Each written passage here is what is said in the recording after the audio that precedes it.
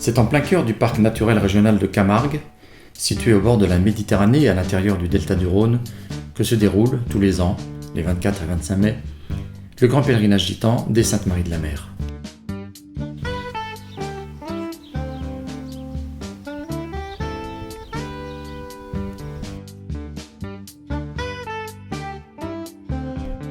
C'est en plein cœur de l'antique sanctuaire camarguais que son parc naturel régional, situé au bord de la Méditerranée et à l'intérieur du delta du Rhône, et, comme les 45 autres parcs naturels régionaux de France, doit concilier et gérer l'agriculture, l'environnement, la protection de la nature et le patrimoine.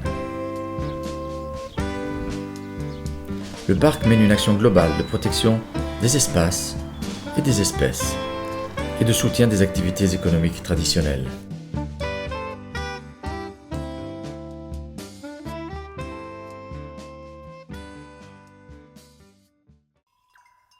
C'est également un domaine d'élevage de chevaux blancs, ayant une ascendance mongole de par leur ressemblance morphologique, comme le soutenait le baron de Baroncelli-Javon, éleveur et manadier.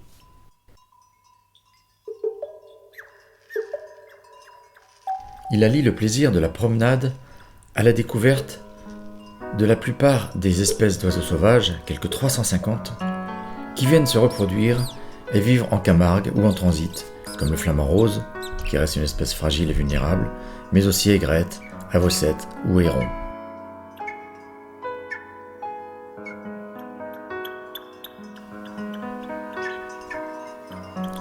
Élevage aussi de taureaux, cette race bovine de Camargue, mentionnée par des écrits datant de l'époque gallo-romaine. Toute cette faune vivant en liberté, sans oublier les myriades d'insectes et de moustiques.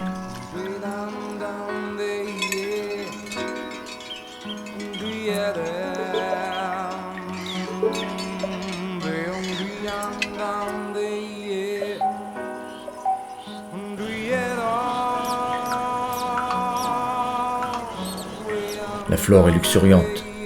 On y trouve le chardon bleu, le tamaris, la marguerite et la traditionnelle lavande.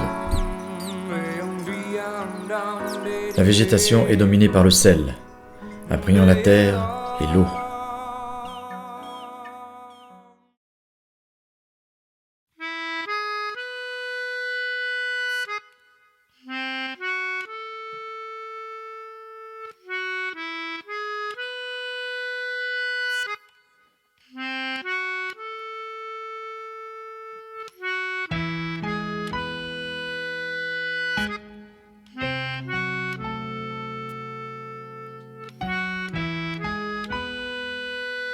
Ici, les femmes sont brunes et les hommes ont le teint basané. Ils se disent catalans ou andalous, mais on distingue aussi les manouches avec leurs moustaches ou barbichettes caractéristiques. Les femmes gypsies et roms se reconnaissent quant à elles par le port de traditionnelles jupes multicolores qui leur tombent jusqu'aux pieds et, lorsqu'elles sont mariées, par un foulard noué sur la tête.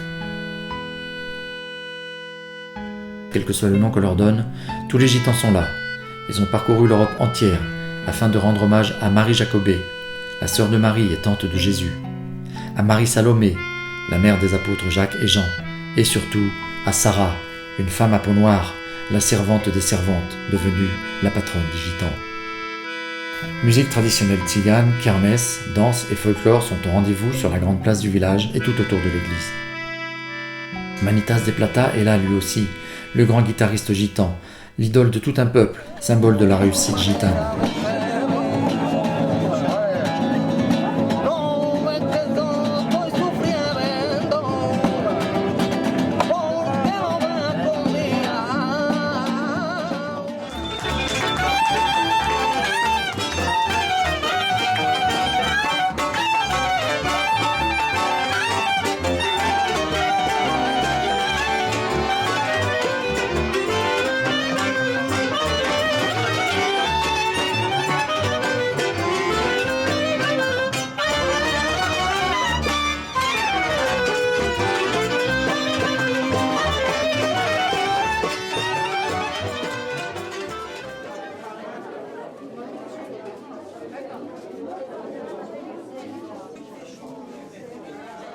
Toute personne pénétrant dans la crypte allume un cierge, provoquant une âcre fumée blanche et transformant l'endroit en étuve. On glisse dans la boîte réservée aux intentions des linges d'enfants, d'humbles bijoux et de naïfs messages. Puis, on habille Sarah de neuf. Plusieurs robes s'amoncellent sur la statue, dont le visage pâlit de jour en jour, sous les attouchements des croyants.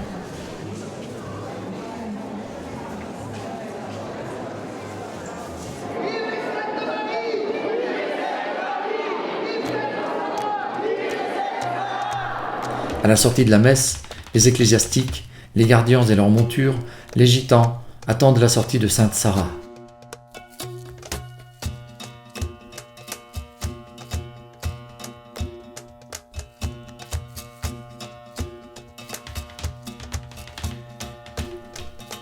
C'est avec des prières et des chants religieux que tout un peuple acclame la grande et très lente descente au moyen d'un treuil depuis la chapelle haute, des chasses contenant les reliques et la statue de Sainte Sarah.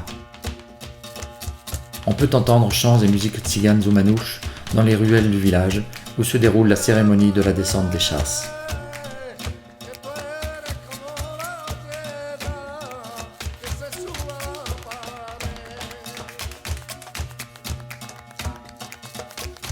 Devancée par les manadiers à cheval, la procession se termine sur la plage.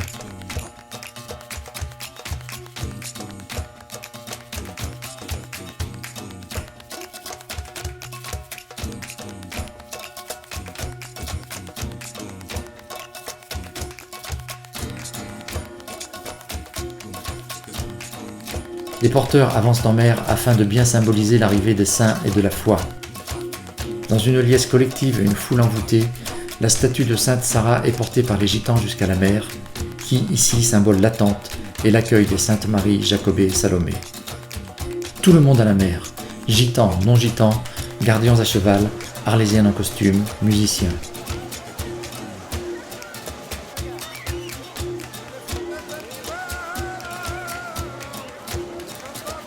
Le lendemain, l'évêque, à bord d'une barque traditionnelle de pêcheurs, bénit la mer, le pays et les gitans, et la remontée des chasses peut commencer et retourner à la chapelle haute.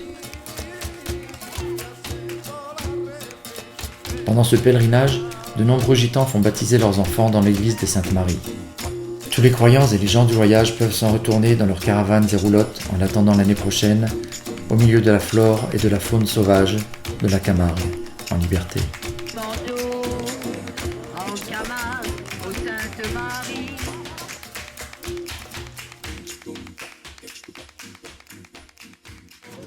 No me voy por este